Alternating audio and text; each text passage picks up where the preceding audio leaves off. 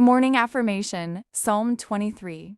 A Psalm of David. The Lord is my shepherd, I lack nothing. He makes me lie down in green pastures. He leads me beside quiet waters. He refreshes my soul. He guides me along the right paths. For his name's sake, even though I walk through the darkest valley, I will fear no evil, for you are with me. Your rod and your staff, they comfort me. You prepare a table before me.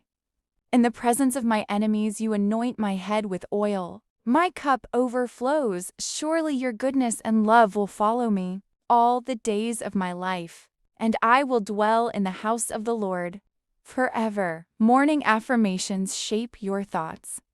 Your thoughts shape your attitude. Your attitude shapes your actions.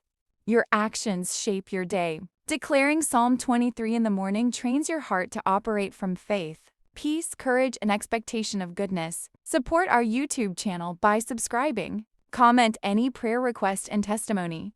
Thank you.